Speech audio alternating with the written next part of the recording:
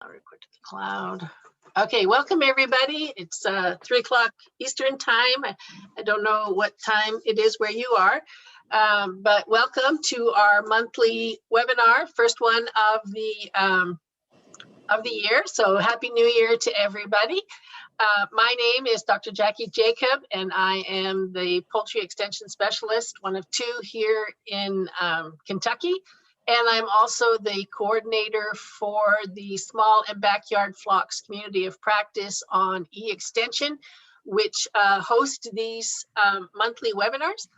And I will type in the chat box shortly our main website, if you don't know it, and our Facebook page, where we make announcements on upcoming webinars. We have a really good list of webinars for 2021 that I'm looking forward to. And our first presentation for the year is on managing multi-species flocks with Emily Shoop from Penn State University. I will be monitoring the questions in the chat and the Q&A box. If you have a question, please type it in. If it's relevant to what she's saying at that time, my picture will pop back up again and I will interrupt her to get a clarification. Otherwise, we will hold questions till the end. So any questions, you can either put them in the chat box or you can put them in the Q&A. All yours. All right, well, thank you so much. And good afternoon, everybody. I'm going to turn on my laser pointer here just so we can see it. Okay. Thanks for joining us. My name is Emily Shoop. Like Dr. Jacob said, I am an extension educator, one of 4 in Pennsylvania from Penn State. I'm here to talk to you today about managing a multi-species flock. And I'd really like to thank Dr. Jacob and e-extension for providing this opportunity, and hope that you guys can find some insight into the diverse species of poultry and how we can manage them together safely. So before we get rolling here, I know we have one person from Pennsylvania, at least. Next week, actually starting this Saturday, is our Pennsylvania Farm Show. And that is a annual event. Actually, it's the 105th year of Farm Show. Unfortunately, this year, because of everything going on, we have had to move that event to a virtual farm show. So just wanted to give you guys the information there on Farm Show. Extension educators from the poultry team and all of our other teams will be providing lots of information there, poultry or otherwise. So go ahead and, if you're interested, click on that link there in orange, the extension.psu.edu/farmshow, so that you can find all of our offerings there. I know our poultry team will have 5 different webinars coming up next week. And then another one that came across my email yesterday, actually, is from the University of Minnesota Extension, offering a series on respiratory viruses and respiratory disease. And I think this is going to be really interesting. Looks like it will be from January 12th to February 9th on Tuesdays at 4:30. And so there's the registration link. And then I have to start every talk nowadays with this slide because I am unfortunately not a veterinarian. I sure wish I was. I just was a real dud at chemistry in college. So the things that I present today come from my experience with small flocks, which we'll talk about in the next slides, but not from the perspective of a licensed veterinarian. I'm really fortunate to work with some incredibly talented veterinarians at Penn State. And so my frame of mind comes from conversations with them, especially when we're talking about small flocks. So again, unfortunately, I can't legally treat your animals or pretend to treat your animals. But if you need help finding vets, I would say start with your local extension office. They can typically point you in the right direction. So all that being said, this is an e-extension talk. I'm really fortunate to have had a lot of experience as a young person with extension that followed me through my career from Ohio to Arkansas, now in Pennsylvania. During college, I had the opportunity to travel to Mozambique for 2 summers, doing a lot of hands-on extension work, a lot of necropsies and some egg breakouts, doing some trainings for disease management. Excuse me. And so it was really kind of cool to connect with Dr. Jacob about that, with her shared experience in Mozambique. So it just really reiterates that poultry is a small world after all. So we're here to talk about multi-species flocks today. And that's where I was kind of born and raised. I grew up in Northwestern Ohio, where my dad and I had a hobby flock. We've showed chickens from California to Delaware. We had all species of poultry except for turkeys. My dad told me that I could raise turkeys or I could go to college. And so I chose to go to college. Our feed bill was high enough without our turkeys. However, my dad being now a part-time feed salesman, he was super encouraging to the neighbor girl who wanted to raise turkeys for her last year of 4-H. Because he was selling her feed. So we also had rabbits and goats and a few pocket pets. So I kept very busy with the small animal projects. I've been involved with poultry since I was 3 years old, got my first chicken on my 3rd birthday. So it's been about 27 years worth of experience in poultry. Like I said, showed and judged fairs from California to Delaware, fairs and ABA, APA shows. So I look back at pictures of me and there's kind of rarely not a bird involved in them. And so because of that, I studied poultry science at the University of Arkansas, where I got to work with a lot of commercial and backyard flocks, some early extension exposure there. And small and backyard poultry has always been a passion of mine. I'm happy to be able to do this as part of my career because not a lot of poultry scientists do get to do this. So because of my career, I don't have poultry of my own, but I have cattle. My husband and I, with his parents, live on a farm where we will be soon transitioning out of the dairy business and into the beef and hay business. Never had cattle growing up. Cattle was new to me. I just kind of assumed they were like big goats, and that was incorrect. But being from a hobby farm, I learned how to spoil animals very quickly. So I spoil my animals here. This is Emily. She was the first cow we bought. Of course, she's named after me. And then I have Piglet, my little steer, who I desperately tried to give away to a 4-H'er. Nobody wanted him, so now he's my child. He eats marshmallows. He's my best buddy. So you really can't take the hobby farm out of the girl. So, multi-species poultry flocks. Long introduction to a short topic. But what are they? Well, poultry really is a broad term for birds used for their meat, eggs, hide, or feathers. I have a few little icons here of different types of birds, and the red line is kind of where we draw the line between raptors, perching, songbirds, penguins, and other wild bird species. However, poultry really kind of encompasses a few different orders of birds. So we have the galliforms, chickens, pheasants, turkeys, guinea fowl, peafowl, quail, birds that typically are used for their meat or feathers, meat or eggs or feathers. Then we have the anseriforms, which would be our waterfowl, ducks, geese, and swans. Then columbiforms, which would be our pigeons and doves. Some of the columbiforms, because oddly enough, the dodo bird also belongs to that group, and they're not considered poultry, but some are, like our pigeons and doves.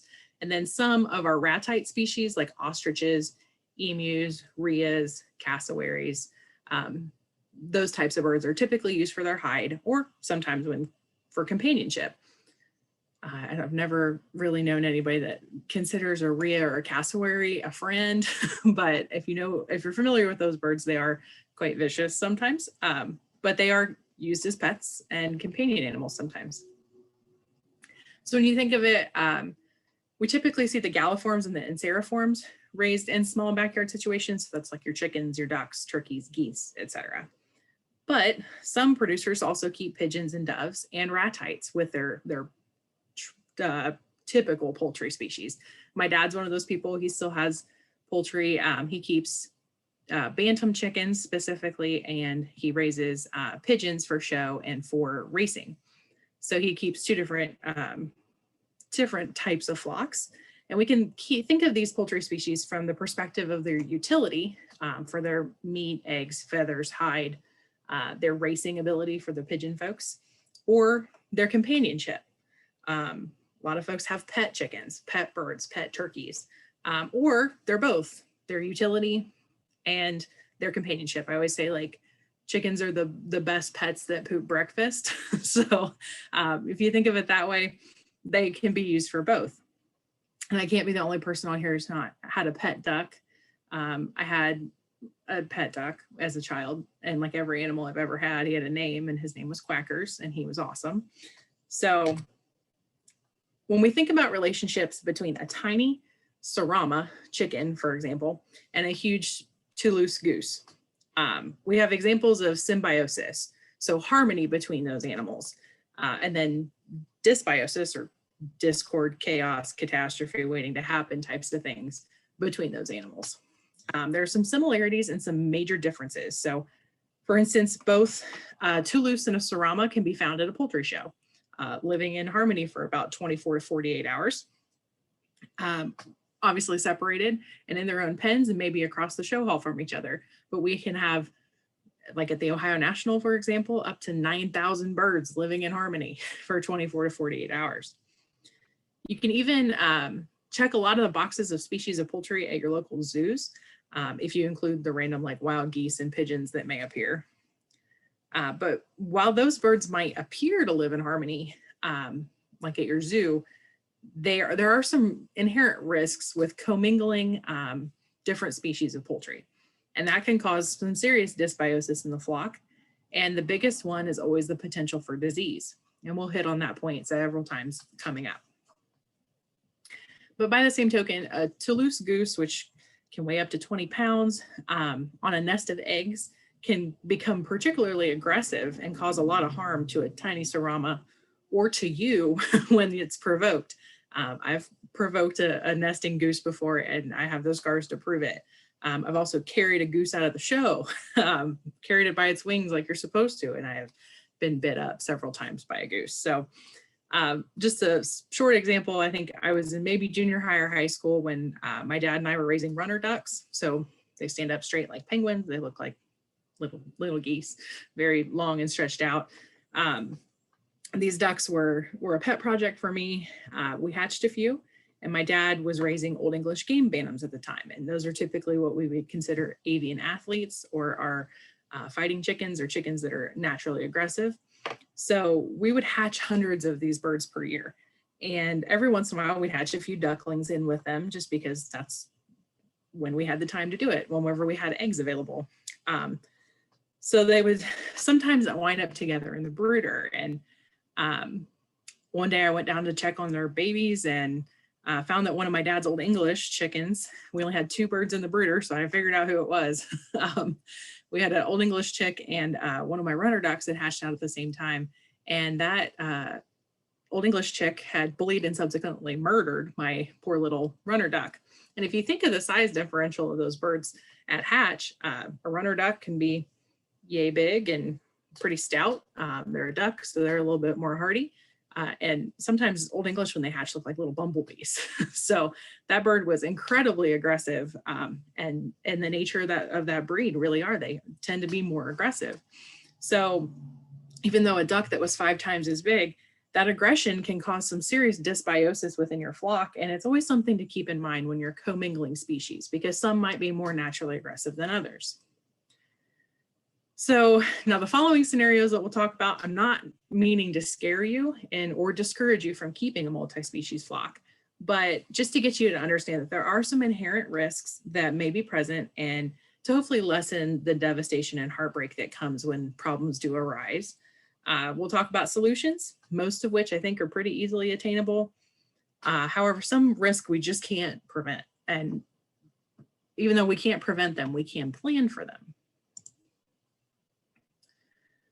So symbiosis and dysbiosis in flocks, especially poultry flocks, I think is kind of like a weird game of rock, paper, scissors. So if you're not familiar with that, rock, paper, scissors, shoot, rock crushes scissors, paper covers rock, and paper cuts scissors. So, and we typically play these games in the US to determine who's going to be a winner or who's going to win a prize. So if you think about it this way, I chose 3 of the most common poultry species we keep together in small flocks. So chickens, waterfowl, and turkeys, just to illustrate my point here. The most common risk that we play with when we commingle these 3 different types of birds together is the potential for disease spread. So 2 super risky and deadly diseases that I can think of when we talk about multi-species flocks are blackhead disease or histomoniasis, and avian influenza or Newcastle disease. And avian influenza and Newcastle, I kind of lumped together. They're a viral respiratory disease that are indistinguishable without diagnostic testing from a laboratory. So they look the same, they talk the same, they act the same most of the time within our flocks.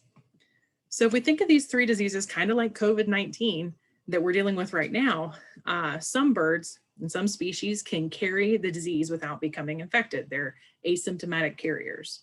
Others can be symptomatic carriers or infected. And usually by that point for these 2 diseases, we're almost too late to apply any kind of a treatment or to do any kind of preventative measures. Blackhead disease, when we talk about this, it's caused by a protozoa spread by roundworms. So the bird ingests the roundworm, they ingest that protozoa, they become infected, they continue to shed the protozoa, roundworms pick that up, carry it around. That's oversimplification of the life cycle there, but there is no, and I repeat, no approved treatment for blackhead in the United States. There are maybe some treatments in other countries, but in the US it's not approved. So therefore, the only way we can treat this is to prevent it.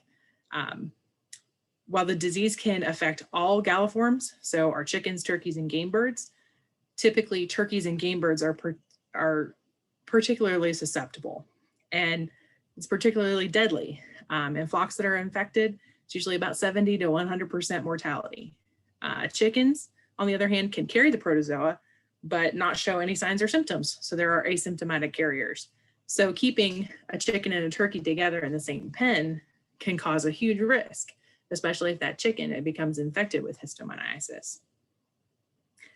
So the risk of keeping those flocks together is high, but we can talk about some solutions here in a little bit because it can be done, and it has been done for hundreds of years. The same goes for high-path avian influenza or low-path avian influenza, any of the avian influenza family. In 2014 and 2015, if you're not familiar with what happened in the US, we saw a huge outbreak where significant portions of our commercial and our backyard industry were affected. Wild waterfowl, particularly our mallard ducks, snow geese, and Canada geese, can circulate high-path AI within their populations, and they are asymptomatic carriers. Then when they migrate or fly south for the winter or move to another area within the country, they fly over commercial operation or they bed down. That's kind of what happened in Minnesota is they bedded down in a wetland type area or a swampy area. That water, those birds were there for longer than they were supposed to be, and they continued to circulate this virus. Folks went out and hunted, or they were near those birds and they didn't change shoes, or there was poor biosecurity somehow, and brought that into a commercial operation. So does this sound familiar to you guys? We go outside, we don't wear a mask, things like that. We have an inherent risk of picking up COVID-19 in our case for humans. So the prevention is the treatment. As we learned in 2014 and 15, we recommend some really outstanding biosecurity practices to prevent the contamination from even happening, to separate wild birds from our commercial or backyard flocks. And one of the biggest things was not using surface water to water our birds. Taking pond water or surface water to water our birds was a vector. So among other things we can do to prevent these diseases. So I think there's kind of a two-pronged approach when we think about raising a multi-species flock. The one is to focus on the health of your birds. Some species require different tactics. And then 2, focus on the management requirements for different species. There are a lot of different management techniques that you can employ for different species. So the first step for the health of the health of a multi-species flock is biosecurity. And I really do believe it's a risk spectrum. You can do everything or you can do nothing, but you really should be doing something. I always like to liken flocks that have 2 of everything to Noah's Ark. I have some friends that are poultry producers who have Noah's Ark flocks. They have a little bit of everything. Then I also know some poultry producers who have species-specific coops and flocks. So they have their turkeys on one end of the farm and their chickens on another. And they're separating those species. And why is really because of biosecurity. Your risk increases when you mix and commingle flocks in the same pen, coop. When I say those words, we're talking about the main dwelling for our birds. Even when we're releasing those birds out to free range or pasture, keeping them separate is really important, because a lot of our diseases, especially avian influenza and diseases like blackhead, coccidiosis, those types of diseases are a fecal oral transmission. So the birds pick up manure, they then become infected. When we think about things like laryngotracheitis, which is a respiratory disease, some of those diseases are transmitted respiratory to respiratory. So they're breathing the same air, much like COVID-19. So making sure that we can separate that as much as possible is really important, and segregating between our different species. So if I were to have a chicken flock today on my farm, I probably should have brought up Google Maps so I could show you where I would put my pens. But if I had chickens today, I would probably have a chicken flock that I fed first, making sure that they're completely separate from the turkey flock at the other end of the barn. I desperately want to raise turkeys because I wasn't ever allowed to as a kid. So I would like to have a couple turkeys, but I would like to keep them separate just to keep them safe. We do have a wild turkey population where I live. So keeping those wild turkeys and my domestic turkeys separate is important as well. And then sequential management. We talk a lot about this with biosecurity. This is a picture here of the entryway to my dad's barn. He has a chair here that looks a little dusty, but he sits down, he adds some disinfectant to a bucket of water and scrubs his shoes. That way he knows that he's not tracking in any wild bird. My mom likes to feed wild birds. So he's not tracking in any of that wild bird manure or any dander maybe from those wild birds. He also puts on a smock to cover his clothing. And then on the way back out, he changes that smock and changes into his outside shoes and goes to service any other animals that he might have. So the more that you separate, segregate, and sequence your management, the further you can reduce risk. It's just, like I said, a risk spectrum. And the more that you do, the more you reduce your risks. So when we talk about safety, we're not just talking about safety of the birds, bird to bird safety. We're talking about bird to human safety, and then bird to equipment safety. So first thing is always aggressive animals. They can cause a lot of unnecessary stress, injury, or death, whether that's to you or other birds. Excuse me. My dad's favorite line is always, "You'll have what you tolerate." And I believe that too. When we had our flock of Old English, we had some severely aggressive birds, and me being a younger kid, I didn't like them. I didn't like to handle them. I didn't like to show them. I didn't like to be anywhere near them because they were severely aggressive, especially the males. We even had some females that were aggressive. My dad would have to feed them with a welding glove on, simply just to prevent them from pecking and tearing at his arms, even just to feed the birds. Like, we're helping you, I promise. But they didn't understand that. They were bred to be aggressive, and that's just how they were. So we decided to start breeding for docility in those birds. And we noticed that the quality went down. The quality and the showability and the perfectionness, I guess, when we talk about exhibition birds, we started seeing our birds fall to the bottom of the class. So maybe there's something to that, the aggression and the quality of the bird for some species. But for these birds, we ended up getting rid of them just because I didn't like to handle them. And if I wasn't going to handle them, that meant more work for my dad. So we went with something a little more docile. And so I ended up showing a lot of white leghorns, as well as Plymouth and barred rock, or white Plymouth and barred Plymouth rocks. So this is a friend of my dad's. This is his farm. He actually has bantams and large fowl running together, and they don't seem to pick on each other too much. You can see some feathers here on the floor. Somebody's molting, but I think several of them are molting. But this is where it becomes kind of difficult, even when you're raising a single species flock, but different sizes. So you can see some of these girls are quite small, and then you have some bigger ones like this girl in the back. These are all happen just to be hens. He raises his males in a separate facility, but keeping our feeders and our waterers at the right height for those birds is really difficult. So imagine if you had a turkey in here and a little tiny bantam chicken. Where would you set that feeder height? Would you set it on the floor so that the little chicken could get to it? Or would you set it a little higher so that the turkey's not having to hunch over to eat? The same way with water. Birds can't They don't have a sucking mechanism when they drink. They can't drink through a straw. They have to dip their beaks and let the water run down their throat. So it's really difficult for a large bird to hunch over to drink water. The same way it's really difficult for a small chicken to reach this water that's up here a little bit higher. So making sure that our equipment is it's not always a one size fits all type thing. If we're going to raise multi sizes or multi-species, we need to make sure that the pieces of equipment that we're using are fit for them. I personally think these roosts are a little high for a bantam, but sometimes I know they like to roost in the rafters. It just depends on the type of flock that you have.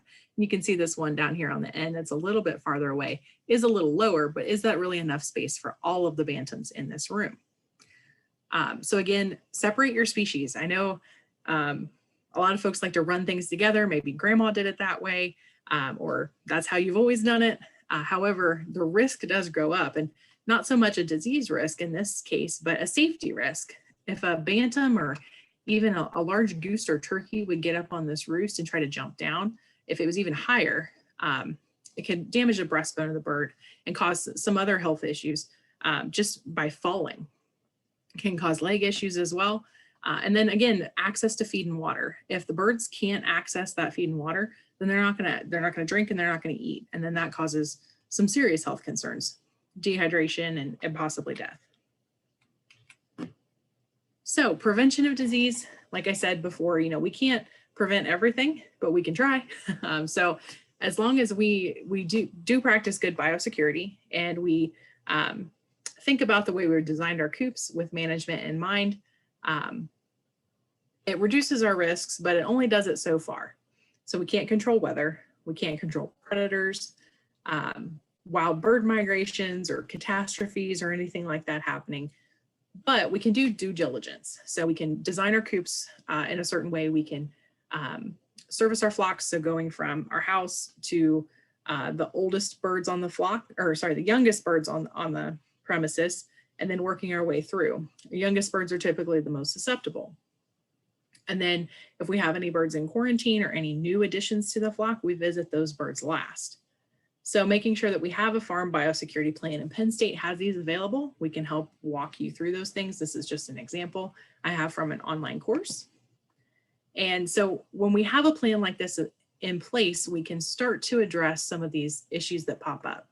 For example, in 2014, 2015, when we had AI outbreaks, a biosecurity plan like this really helped a lot of our commercial industry flocks. However, it can really help our small flocks too. If they have a farm biosecurity plan in place that they're following, that's the key. You can have one, but if you're not following it, it doesn't matter. So if you have a plan, make sure that you're following it to the letter or adapting it so that it fits for your farm properly. But that can help with indemnity from the USDA. I know we have some international folks here today, but USDA might be able to give some financial assistance to flocks that are lost due to some of these catastrophes. I know in Pennsylvania, we have a lot of bears. So the Game Commission will call me pretty much, I get about 5 or 10 of them a year, where a bear has taken out a flock of chickens. And the Game Commission will reimburse some of those flocks if they know that the bear is a nuisance bear, or maybe he's messed with some other livestock nearby. The Game Commission will call me to give some pricing on whether, how much is this bird worth at adulthood or at this age. So I try to help them out in that way. But yeah, things like that we just can't control. You never know when a bear might show up. You can do the best you can to bear-proof your chicken coop or your poultry coop, but we can't always prevent a bear from just ripping that apart. So things like that. Things that we can do to reduce our risk, but planning ahead for sudden situations. We talk about management of our flocks. We always talk about the flaws of poultry. So that's feed, light, air, water, and space. I like to go with flaws. It's more like the feed, lighting, litter, air, ventilation, water, space, security, and socialization. We're not going to go through all of those. You can join me on another webinar. We can do that one. But really what we're going to hit on today is kind of our feed, size and space, and then litter management, because I think that's really important for different types of poultry. So the first one, we'll talk about size and space. When we design our coops, we want to design kind of two different coops, especially if you're starting out with young chicks. If you're not starting out with started pullets or started birds, if you're brooding your own chicks, it's important to start out with a defined brooding space. So somewhere that's small, contained, has a heat source, and has equipment, like in this one, which you might not be able to see with the red, but this is a chick feeder and a chick waterer. These are from my dad's farm, so with permission, I can use his setup here. This is actually a converted piece of equipment, but it's a multi-level brooder. So he has the hottest birds on top, and then he stages them down for temperature. But he has a defined brooding space. He's not going to try to throw teeny tiny chicks into this space and then try to heat it up to make sure that they are achieving the temperature that they need, because birds are not able to produce their own heat at a young age. It's really important to note that larger species grow much quicker than smaller species. Even I've noticed this with some of my 4-H families. Birds, they may get a couple bantams from a feed store, and then they have their other flock of large fowl, for example. They may have Jersey Giants. Jersey Giants are really big bodied birds, but they grow really slowly. Those bantams actually can outgrow those Jersey Giants very quickly until the Jersey Giants will pick up their body mass and size. So like I said, larger species are going to need more space as they age. So building a coop based on their size and allowing that coop to kind of grow with them is a great way to design your space. Waterfowl need the most space because they are flyers for the most part. Call ducks are the exception to that rule. You probably don't want call ducks to fly away, but most of those waterfowl, especially swans, will need to stretch out their wings. That's a natural behavior that they perform, and for good animal welfare, we need to make sure that they're performing natural behaviors. However, waterfowl can create a mud hole out of a thimble, like I say here on this slide. If they find water, they're going to create mud. So we'll talk about some solutions to that problem here shortly. At Penn State, I've developed a little spreadsheet that is a poultry square footage calculator. And I have just about everything on here but swans and ratites. So any of your chicken breeds, quail, guinea fowl, and pheasants, ducks, turkeys, and pigeons. So basically, I'm looking at a weight range at adulthood and pounds or ounces. So sorry for those of you who don't work in pounds and ounces. We have a drop-down menu here that you can't see because this is just a screen grab, but you select that breed, minimum square footage required for those types of breeds. Then you can count up how many birds you have. So a heavy large fowl breed, for example, you have a light Brahma. Okay, so you select Brahma here. You have 15 of them. So in this next column that's cut off, you would put 15, and it would calculate all that information out for you in linear square feet, how much they would need inside of an enclosed coop. And then if you're going to let them out to free range or into a run, which I always recommend is fenced, at least on the sides, if not possible on the top as well, to give you some space for how much they would need in a outdoor run situation. And so that is available for all of these different types of breeds. You can even add in all of the types of poultry that you have, and it'll kick out a number for you. So if you need that, feel free to shoot me an email, and I can get you that spreadsheet. Something I've learned about since just coming to Penn State, we had a 1/4 acre pasture when I was a kid, and our rotational grazing plan was to let the birds out for 2 months and then not let them out for 2 months. That wasn't a great plan. So I really have caught on to this idea of rotational grazing, and I think it's a good idea for when you have these outdoor runs. So this would be an example of an outdoor run, this bottom picture here. It's fenced around on all sides, not fenced on the top. I would prefer that for some aerial predator control. But these birds have a good amount of space. We let them out. They're able to graze that grass. They're able to experience outside, get more of the natural behavior, but then they're able to be put up in the coop at night. So this physical coop is really great. On the other side of this physical coop, there's another pasture. So once we run down this pasture and we stomp it down like these birds sort of kind of have it done, we get all that grass is dead, or we start with waterfowl, start creating a mud hole, it's really important that we switch to that other pasture. So rotating their pasture that they're exposed to in order to maintain good grass quality. Making sure that our linear square feet is correct. I have a chicken coop picture. See if I can change my virtual background if you can see my face. Where to go? There it is. This is the Neiman Marcus chicken coop, valued at $100,000. You can order that from Neiman Marcus if you wish. I believe that it's still available. Well, how fancy this looks, and they've got like the little nice white picket fence American Dream out here. This coop is only big enough to hold 8 chickens. So you're going to spend $100,000 on your 8 chickens. And while it looks fancy and great and wonderful and might provide your birds the best life possible, it's only rated for 8 chickens. If you put 10 in there or 20, those birds are going to be stressed out. They're not going to have enough room. And so making sure we have enough linear square feet in that confined coop is really important for the welfare of the animal.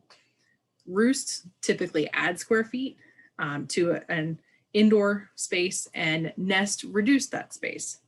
So just making sure that we remind ourselves that, yes, a roost, a single piece of plywood or a piece of 2x4 or something that you're using for a roost, that adds linear square feet. And a nest is typically only used by 1 to 2 chickens at a time, so it's going to reduce our square feet. Making sure that we have appropriate cover and weather protection. This individual used to be a USDA meat inspector, so he would get chemical barrels from work, cut holes in them, and put feed and water for the birds to access outside. He also has some plywood or some wood sheeting here to provide some sun abatement so that he's not, birds are, especially white birds, will bleach in the sun. Colored birds typically do that as well. He has a chair here. This is, it's an older gentleman who's retired. He likes to just go out and watch his birds. So that's what the chair is there for. And I think the lawnmower broke down if you're looking real hard at that picture. But yeah, so making sure that we have enough cover and weather protection for those birds, especially if you're going to be raising them outside year round. So that's really just for chickens. Now, if we think about waterfowl, waterfowl present a challenge because they need to have water at least deep enough to dip their heads. This prevents eye and ear infections in those birds. Again, using rotational grazing, waterfowl are more likely to forage and eat pasture product than chickens are. They like to mow down grass. Not saying that they can replace your lawnmower, but they do typically beat down grass really frequently and in a short amount of time. Making sure that if you are adding water, like a pond in this picture, I do like this picture. I'm not really sure where it's from, but I found it on the internet. They have a recessed pond here with fresh water, and then these medium-sized kind of river stones around the outside of that so that we have good drainage. So they're not just popping up out of the water, or as ducks and geese tend to do, playing in the water. They're not going to just splash that water everywhere and create a giant mud hole. Especially if you're living in town or in the suburbs and you have some regulations about the cleanliness or the eye appeal of your coop, it's very important to eliminate those mud holes, or at least reduce them to as little as possible. That's not always easy to do with waterfowl in a small space, but doing as much as you can, like adding this kind of drainage to reduce those mud holes, is really important. It also keeps your birds cleaner, which then keeps your eggs cleaner if you're collecting duck eggs or goose eggs. And then it can keep your main coop cleaner as well. The only thing I don't like about this picture is this coop is entirely way too small. Unless they're raising call ducks and they have their wings clipped, I'm thinking this coop is going to be way too tiny for any size waterfowl. So maybe we eliminate the coop. Maybe somebody can Photoshop the coop out for me. Strong flying breeds, like for example, the Muscovies, the gentleman that I was talking about earlier that was a USDA meat inspector had an old bank barn, and he would raise Muscovy ducks, and he would find nests in the hayloft. He would find those birds roosting in the rafters of a huge bank barn. And Muscovies typically tend to be a little more on the aggressive side too, so they pose lots of issues. But strong flying breeds, especially with waterfowl, they like to roost. but making sure that they have a safe area to roost, and then enough space for them to helicopter down out of that roost. They typically will not just jump out of it. They'll kind of helicopter or parachute down. So making sure they have enough space to get down off of a roost if they are inclined to roost high. They'll also roost in trees. So be aware of that if you're going to let them out in range. Turkeys and game birds I kind of equate together because they typically tend to be the same size, especially when we talk about some of our larger pheasant breeds or some of our smaller turkey breeds. 2 or 3 years ago, I think I helped start a 4-H turkey project. So this is one of my 4-Hers, Connor, who each kid got 2 turkeys. They trained them to walk with a cane, which was really entertaining during the show. And those birds were really well behaved, but this individual also has goats, so he would raise them together, and they did great. They've built this little bridge here for their goats to have some entertainment, and the turkeys actually would like to go on the bridge as well. So this is Connor out working and walking with his turkeys, and really that was a great project for kids, especially the kids that didn't have poultry before. Getting to know the turkeys, it was kind of hard on sale day for them to let them go. But that was a really great project we started, and we tried to get all hens, but we did end up having a couple toms that were really nice quality meat birds in the end. And so even some of our kids like Connor, who also has chickens, making sure that they kept those birds separate. Like I said, he kept his chickens inside in a coop, and then kept his turkeys outside with his goats. Some varieties of turkey, and especially game birds, really do enjoy ranging. So you can turn them loose. They typically will range and come back at night. However, some of our more domesticated type turkeys, like our broad-breasted whites that are here, are not particularly always the most intelligent birds. They may tend to run off and never come back. I've seen this happen with pheasants too. We used to hatch pheasants. We would buy fertile eggs and then hatch them to release them so that we'd have some birds to hunt around our home. And they never came back. We never saw them again. So either they were eaten by predators or they were way too smart for us. So when we do range our birds like that, we let them out into the open. Predators can be a huge issue, as well as them roosting in trees or causing a nuisance for our neighbors. That's why I always recommend, if we're going to have birds outside, we at least fence them in. Game birds really like some type of cover.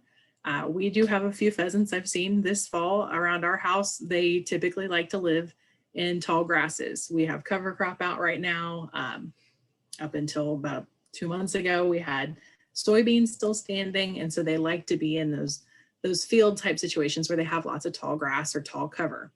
Corn fodder works great, shrubbery. A lot of our commercial game bird producers will just plant corn within their pens.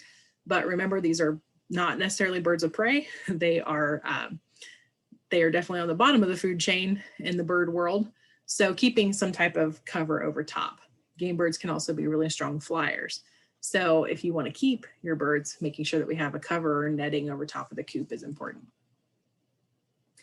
Roosts should reflect the flying ability. This is really important for turkeys because of this picture. Now, these are a hybrid type turkey that's meant for commercial industry. So they're meant to produce meat. However, they do retain some of those natural instincts like roosting. These turkey poults were 3 weeks old at this point and already roosting on a roost that was probably 2.5 feet in the air. The roosts were in there from this is at our research facility at Penn State. The roosts were there from another research project, but the turkeys liked them. So they were roosting almost automatically. And it was kind of interesting for us to realize that these birds did have that natural instinct to roost, because typically we don't provide roosts for commercial turkeys. So just keep in mind that some of those breeds that may be more towards the natural or less hybrid, not commercialized type breeds like our Narragansetts, Bronze, Royal Palms, they may be more apt to do some roosting activity and making sure that it's not too high, especially as those birds gain a ton of weight. They can land improperly on their legs or damage their keel bones, because typically when they jump off a roost, they're going to land directly on their chest. So making sure that they're not doing that and keeping your roosts low. So maybe when they're chicks, you can keep them up a little higher and then lower them as they age. When we talk about feed and water, water is consistent, except for when we talk about ducks. Like I said, ducks need and geese need at least enough water to dump their heads to prevent some of those eye and ear infections. They need some sort of water in order to clean out those organs. However, they will make a mess of it. So making sure that you have a container of water or a pond or some sort of water source that is easily cleanable. Feed, on the other hand, I prefer to feed birds tailored to the species. I see a lot of all flock diets, and just about every feed company has an all flock diet that is suitable for chickens, turkeys, game birds, waterfowl, any type of poultry. However, all types of feeds come in starter, grower, finisher, breeder, etc. There also, most feed companies do produce species specific feeds. For example, waterfowl need added niacin. They can't synthesize it themselves. Typically, they can't find it in their environment, so they need that added in their feed. If we feed an all-flock diet, they're going to get enough niacin, but if we feed them a chicken formulated feed or a turkey formulated feed, they may not get enough. And that's when we start to see issues with, the word escaped me, not enough nutrients. Words are hard today. Okay. The other thing is deficient. Thank you. Thank you. Nutrient deficiencies. So the other thing is with birds in small flock situations, I get this question every time I talk about nutrition. Be really careful with the treats that you provide. I know of a situation where, and I can't say I've never been guilty of this because I feed my cows marshmallows, but not specifically or solely marshmallows, but they do get marshmallows whenever I'm in the barn, and they know that I'm in the barn, trust me. But I know of some situations where folks have fed supplemental mealworms, or they get some like suet cakes or some type of wild bird feed to supplement with a normally formulated diet. And the birds stop eating their normally formulated diet because that's not fun. That doesn't taste good. Birds don't really have a lot of sense of taste, but it's not the same amount of energy. It's kind of like feeding, if you have kids, feeding your kids Snickers bars every day and not their normal 3 meals a day that they should be getting. So be really careful with those treats because we can cause fatty liver diseases in ducks, turkeys, and any type of poultry, chickens specifically. And be really careful with feeding ducks and other wild waterfowl, whether they're domestic or wild, feeding them bread. I know that's kind of a thing that started with parks, and folks like to feed bread to waterfowl, and it's really not the best for them. Again, they won't eat the rest of their food. That bread that's wasted then can clog up waterways or make the water that you're providing them dirty. It can cause some bacterial and yeast growth issues there. I just would avoid feeding bread to ducks. It's just not a great idea. It can cause angel wing and some other nutrient deficiencies within those flocks. And then litter management, biggest thing that's really not species specific, it's just for everybody, everybody in the pool at this point. Litter, when we're talking about bedding, litter, whatever word you want to use for it, it should absorb moisture.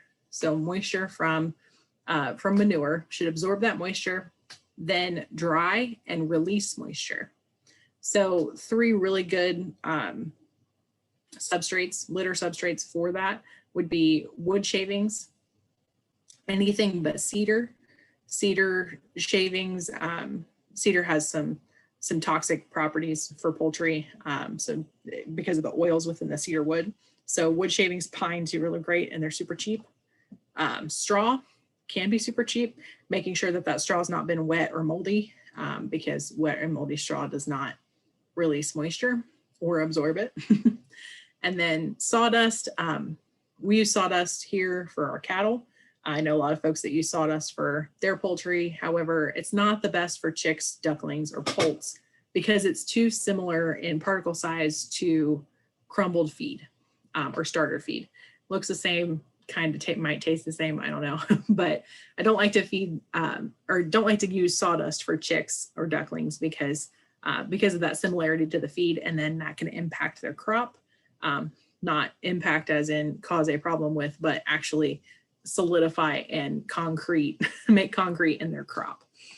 Then impacting digestion and can cause death. Some other substrates I know people use: sand, shredded paper, leaves that have been composted. I don't find that they release enough moisture and can cause some respiratory issues when we have a buildup of ammonia within a coop. And then that buildup of ammonia and moisture can cause foot pad lesions and cause some animal welfare concerns with our feet.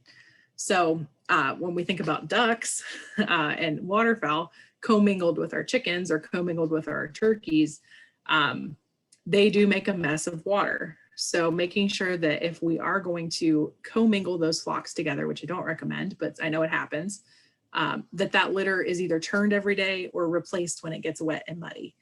When you use sawdust for ducks, it can quickly turn to mud. Sand, same way. So making sure that we can clean out that coop and eliminate those water pockets that waterfowl can cause. I know some chickens can create that as well. So just making sure that your litter stays dry. And when it does get wet, we either remove it, turn it. Some folks I know take like rototillers or something into their coops so that they can turn that litter up and help it release some of that moisture. Because when it's caked together, it doesn't typically release the moisture that it should. So when Dr. Jacob and I first talked about me doing this talk, I had her clarify, are we talking about management of multi-species flocks or actually handling, physical handling, picking up, putting down of our multi-species flocks? And luckily I have a video that hopefully I can show for this. Let me optimize for a video clip.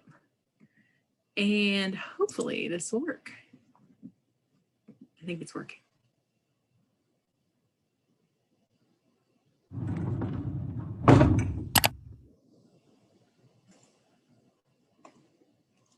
Let me know if you can't hear it. I'm not hearing anything. Okay, maybe. You need to make sure that when you share your PowerPoint, you're sharing audio as well. Okay. I think it is.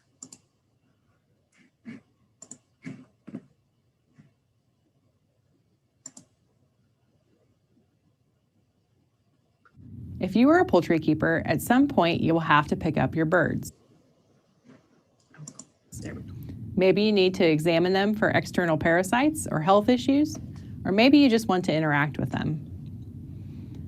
When you pick up a bird, make sure your movements are slow and deliberate to prevent the bird from getting overly excited. Let's look at how to pick up this rooster.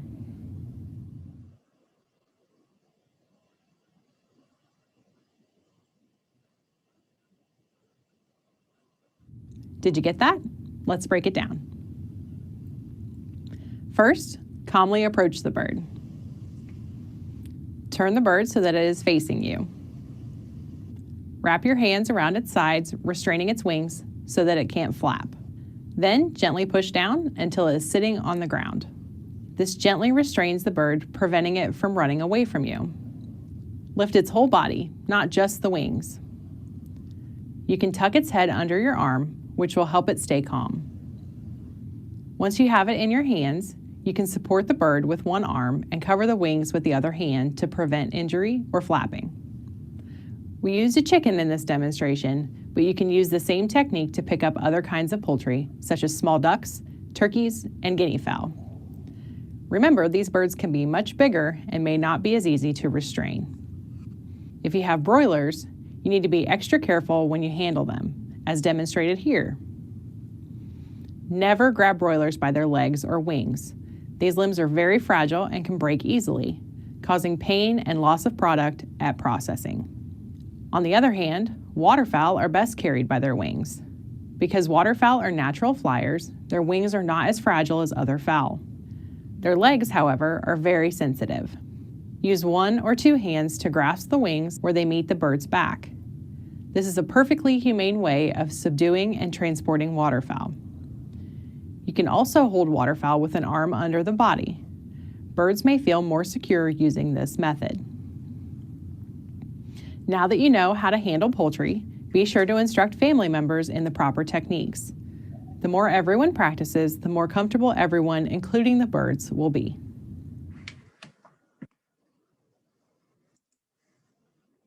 All right, turn my video back on. Hopefully you all can hear that. There we go. Okay. So that's kind of all I have for managing multi-species flocks and handling. I had to throw that in there because I had a video. If there are any questions, I'd be happy to take them now. There's a few questions. I don't know if Francois was able to see the video. He said the screen was black. I saw it fine, so I don't know how the others went in. First question, is there anything that guinea fowl can carry and pass to chickens or vice versa? Guinea fowl are very similar to our turkeys in that way. So blackhead can affect guinea fowl just like it can with pheasants. That would be the one I'd be concerned about. Most, as well as and 100 other things. Yeah, I just finished writing a chapter on guinea fowl. So I do know that guinea fowl can be non-symptomatic Newcastle carriers. Mm-hmm. So that they often recommend vaccinating guinea fowl for Newcastle to reduce the shedding of it. So that, that can be an issue. They don't typically get infectious bronchitis, but Newcastle, they can get sick with it too, but they can be non-symptomatic carriers as well. Jose asked, do you think wing trimming as an aggression to bird welfare, or it may be adequate to keep birds safer? I think it kind of depends on the individual bird. So when I raised wood ducks, for example, I was the kid that went to a chicken show and said, ooh, that looks like fun. And then I would bring that bird home. I raised wood ducks for 2 or 3 years. Unfortunately, they got out and flew away.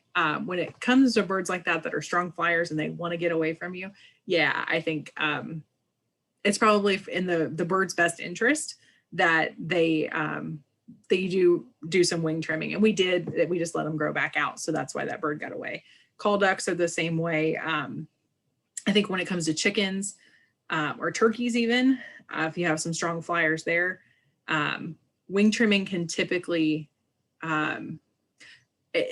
sometimes it can knock down that bird on the proverbial totem pole or the pecking order. Pecking order is a real thing, and that's why we call it a pecking order, because it comes from chickens. But yeah, it can kind of knock down that bird in the pecking order, and it can be a great abatement for aggression in flocks. Another great way to remove an aggressive bird from a flock is to just put it in a cage by itself. Remove it from the flock. That disrupts the pecking order again. Then reintroducing that bird a few weeks later may upset that pecking order. And some birds are just incredibly aggressive. I had one as a kid. His name was Chester. Like I said, every bird I have had a name. Chester was my best buddy for a very long time. He was a large fowl white rock, probably about 10 pounds of bird there. We took him to a show. He came home and he flogged the crap out of me one night. My dad had to pull him off of me. It was really awful, awful and traumatic experience for a little kid. I think I was probably about 5 years old. But I was afraid of Chester for the rest of his days. And eventually it became to the point where I couldn't even be around him because he would consistently try to flog me. So my dad got rid of him. And sometimes that's the solution to an aggression problem, is just to completely remove that bird from your flock. Yeah, we had one, a chicken. His name was Muhammad Ali. So you can imagine what he was like. And when he got his what do you call it, spurs caught in my sister's hair, we had him for dinner. So. Oh yeah, we've had lots of aggressive birds over the years, and like I said, you have what you'll tolerate. And my dad, especially with little kids, he does not tolerate that at all. Yeah, any technique more bird friendly than wing trimming. What do they call that one where they put a band on it? Yeah, pinioning. Yeah.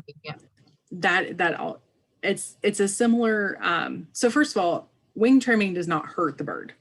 It The does. feathers grow back. Yeah, the feathers will grow back. The feathers typically at that point do not have any nerve endings in them. Not until they hit the skin. So there's not a nerve running through the feather. Pinioning, on the other hand, is kind of like castrating for larger livestock. If you put a band on it, that does hurt. And it hurts for a little while until that nerve dies. And so honestly, wing trimming, when done correctly, I think is a great way to prevent birds from flying. And again, it doesn't hurt the birds. The feathers die and come back. They molt them out and then they come back. But yeah, if you have, I know a lot of folks that raise doves indoors or pigeons indoors, they definitely wing trim at least one wing, because birds need 2 wings to fly. So they'll trim one wing. Usually it's the left or the right, just to prevent that bird from flying into the toilet or the ceiling fan or the wood stove or something else like that. That would be another animal welfare issue. Yeah. Aaron says, hello, I have 6 chickens. Only one of them is a Polish. They have all gotten along really well. My Morans have been pulling the head feathers off my poor Polish girl.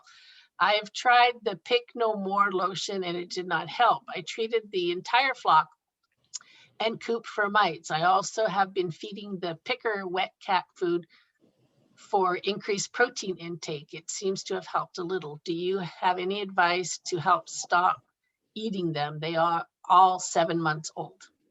So I've seen this happen with other birds that have what I'll call accessories.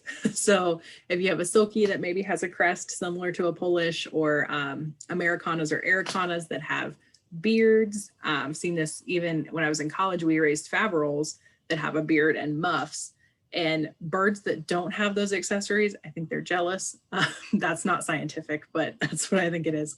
And they'll pick those feathers because they don't see that as the same. That bird, I don't have that, so that bird shouldn't have it. And that happens a lot with Polish, because Polish typically don't defend themselves. So the picker that you're talking about, you're doing the right things there, feeding them a higher protein diet. Protein might be the issue. The no peck stuff, I haven't really found that works, because like I said, chickens don't have a really sophisticated sense of taste, and that works on sense of taste. Removing that picker or the bully, typically when we have aggression issues or any kind of cannibalism issues, if we remove the bully from the flock for a little bit, even just penning her where she can't see the rest of the flock and giving her some time, 2 to 4 weeks, and then reintroducing her might upset that cycle. And so birds are also, they can be incredibly smart, poultry at least, but they're also not super incredibly smart. So giving them enough time to forget that that's fun to pick on that poor chicken's feathers can disrupt that cycle as well. I've also found that if you put in distractions, you can take the red Coke cans, empty, and put a few pebbles in it and hang them up. They're attracted by the bright red and they'll peck at it, and it'll make noise and it'll entertain them. Or you can hang used CDs and hang those up. That will entertain them and distract them from pecking on, the poor Polish. Yeah, as long as they forget forget that that's fun and they have something else fun to do. We did the same when I raised rabbits. We had Florida whites that were strangely cannibalistic. You would have never thought, but they would pick on each other, and instead we would throw beer cans into the cage. Coke cans would work too, but what we had on hand, we would throw those in there, and they'd kick them around, and they'd forget that it was somebody else to pick on each other. Yeah. So yeah, that did work quite well for a little while. Yeah. Tony Walker asks, do you have recommendation on breeding techniques for birds? That's a whole nother talk. That's a whole talk. Yeah. That's a whole talk. Actually, so we haven't set dates for it yet, but I should have added that on here. If you go to, I'll put it in the chat here. If you go to our website that we have for Penn State Extension, let me just make sure. Extension is always a hard word for me to spell. I shouldn't work here. psu.edu/about me. If you go to that website there, extension.psu.edu/about-me, you can sign up for information from Penn State.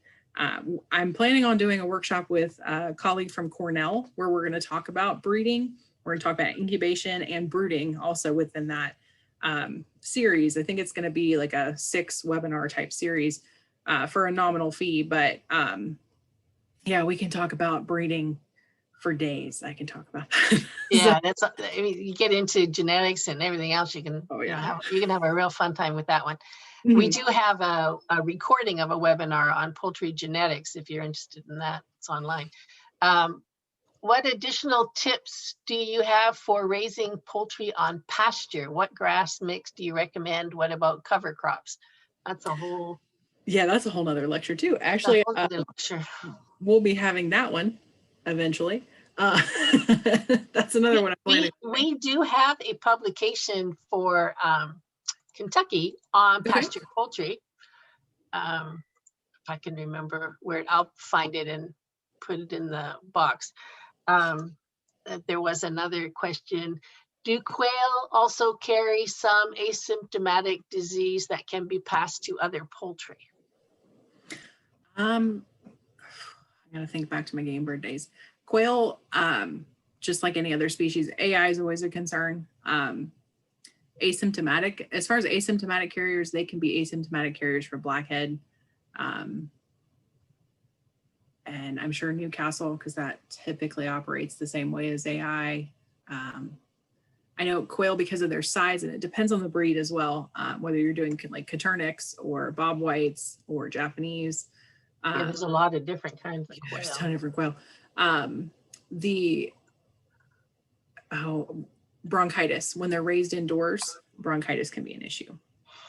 And most quail have problems with them getting sick with necrotic enteritis more than them passing it on to other people. I mean, other species. Where was it here? Okay, if you're going to show your birds at the APA or ABA, of course, trimmed wings is a disqualification, so you wouldn't want to do it for show birds. Right. Yeah. They're for those of us just raising pets, fine. But for anybody that's raising a show bird, you definitely don't want to do that. No. Yeah. So I think it's permissible on some species of waterfowl, but yeah, you don't. Yeah. I wouldn't recommend it if you're showing. It takes away points, and so you'll end up lower in the class. yeah, there is a banding you can do on the wing that doesn't. It's not pinioning. It's putting a band on so that they can't stretch the wing and fly. You only do it on one wing. Pinioning removes that tip, the wing tip off, which is why they can't fly. But there is a band you can get that you can put it on temporarily to prevent them from flying. I've seen that. I'm sure somebody can find a sweater or something too, because I've seen the chicken sweaters. And oh yeah, I've seen the knitted every time. sweaters. Yeah. I'll put a knitted sweater on. Yeah, especially for the winter. So I think that is all. There was one person whose guineas refused to be fenced in. Yeah, that's normal. Yeah. Pam thought that the Ohio show in 2019 was great. And she does have. I was there. I think my dad judged that show. So my dad's a licensed poultry judge. I'm working on my ABA license now. With COVID, that got the kibosh. So yeah. Yeah, I think that's pretty much it. I put in earlier the website for e-extensions, small and backyard flocks. If you want to check us out. For those that arrived late, I will put it in again. We also have a Facebook page where we put in all the news and upcoming things. And I did put a link in for our upcoming webinars. Next month's webinar is on raising ducks for eggs. So if you I know a lot of people who are allergic to chicken eggs can still eat duck eggs. So that could be interesting. And Pam is working on her APA license. So. Okay, well, congratulations. I'm starting small. You can start with the big one, but Yeah. it's thinner. I like the ABA. Okay, so we're over time here. So thank you guys very much for joining, especially the brothers in Portugal and the guy from Cameroon that came. We much appreciate you coming. Hope you'll come back again in subsequent webinars. If you don't see a topic that you want to see, there's no recording for it, or we haven't got it on the schedule, just email me and we'll see if we can get it. We have added webinars in the past that people had a demand for, and we're always open to adding webinars. So thank you guys very much for coming. Happy New Year to everybody. Happy afternoon or evening or morning, wherever you are. And everybody stay safe. Thanks, Emily. Stop the recording.